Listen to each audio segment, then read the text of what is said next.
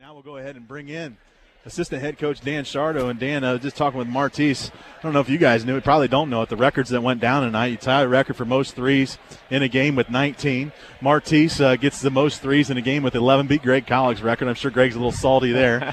And then Martise now the single season record holder for threes, able to break Nathan Hyde's record. So an outstanding game, and to add to all that, you win the GLIAC South outright. Pretty good night here in Croy. Wow, yeah, it really is. You threw a lot at me there. So somebody had mentioned that maybe Martise broke that, but I didn't realize some of those other ones that you had mentioned there. And, yeah, we obviously got off to a very hot shooting to start that game, and it continued for a long stretch through that first half. Somebody said maybe we were 10 of our first of 11 from the three. And I know at the half we ended up on 19 assists on maybe 23 made field goals. Right. That's pretty darn impressive there. And, just sharing the basketball like that, and obviously being that efficient. So, yeah, I mean, it was a really, really impressive first half, and it's really hard to play with a 29-point lead coming out of the second half sometimes. You want to stay aggressive.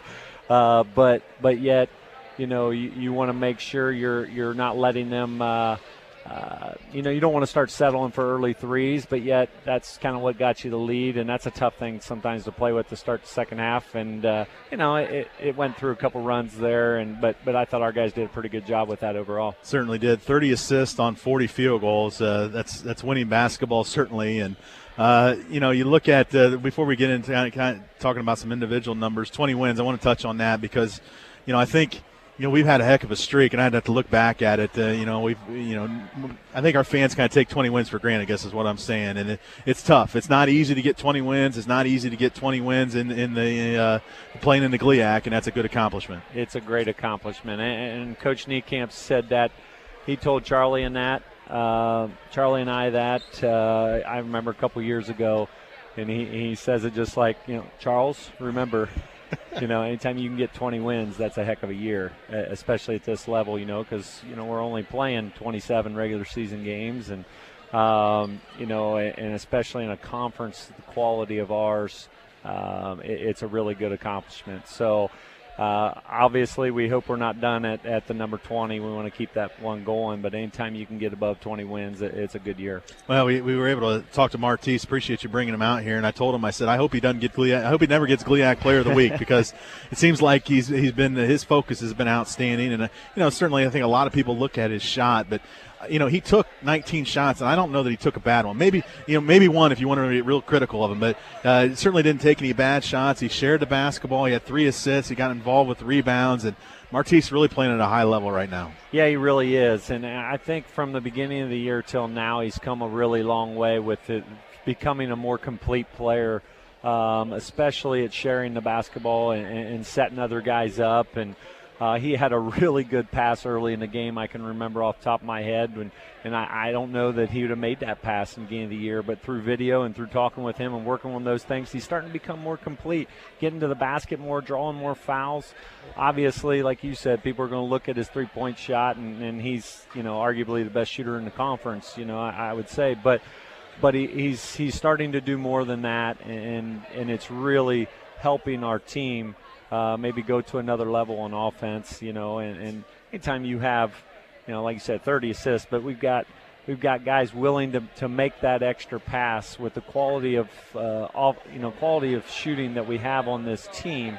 That's huge, and Taryn has just been really setting guys up, and that's how Martise got a lot of those is in transition early, but I'm really proud of that. We talk about that assist total all the time, and when we had 19 assists at the half on 23 made field goals, those guys were pretty darn proud of that in the locker room. And they get 11 more in the second half, finished with 30. Taryn has 8 assists. Elijah Collick has 8 as well. And And I talked a little bit with Coach Ernst on Saturday about when we got that nice win at Lake Erie. It's nice to get some guys in that maybe haven't got some minutes, and you're starting to see, Chaz George getting a lot better. I mean, he's understanding the game. He had a couple nice plays there. You see the athlete that Matt Ashley is with that alley-oop.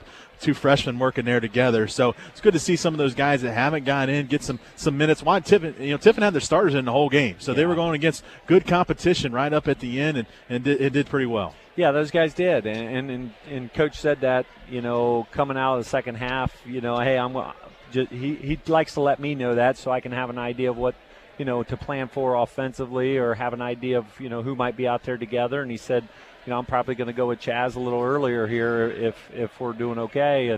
And I thought those guys did a pretty good job in there. We had some different lineups in there, and sometimes that's tough on those guys when the other team's pressing. They're getting thrown out there, not only maybe out of position sometimes, but the other team's pressing. And so they handled it pretty well, and I would agree with you. I think Chaz is getting better, and Matt's still kind of feeling his way, and he did some really good things out there tonight, and I was glad to see him get that dunk there at the end, and that was exciting. I think that was the 100th, maybe. I don't know if that put us over 100 or not. I think it did, and so our guys on the bench were pretty excited about that. And he's a high-level athlete, a very good shot blocker in practice when he's on the defensive group going against our front line guys, and he had one down there at the other end too. So he definitely can play above the rim. Well, Ashland comes to town. He wrapped up the GLIAC South, but some unfinished business. We got ran out of their gym back in Ashland. No reason to sugarcoat it. The game was probably over at the half, and they really took it to us. And it's an opportunity for us on a number of levels. One, to get them back at home, and two, to continue to take another step forward with the GLIAC tournament and with the region. We're fifth in the region right now, and this is the time of year where you want to continue to build. Yeah, this is a huge game. It's nothing to do with the South. The South Division title is wrapped up tonight for us, but this game is huge on a lot of fronts. It's Ashland, a lot of pride on the line, but long term, GLIAC seedings, but regional tournament is where that one's really big, and there's not a lot of room for error. There's a lot of good teams, that are right behind us, and then even including at that 9-10 and whoever's right behind them. We've been in those spots before, and we've caught some teams. So we don't have a lot of room for error there. Very important game from a regional standpoint. I think Croy's going to be hopping Saturday. We got a lot of events going on with the Hall of Fame and Senior Day and Ashland into town. I'm sure this place is going to be hopping, and I'm sure our guys will be ready. All right, Coach, thanks for joining us. Congratulations on GLIAC South champion, 20 wins. We'll see you on Saturday. Thanks a lot, Jason. That's assistant head coach Dan Shardo. Appreciate him joining us after every ball game here in Croy or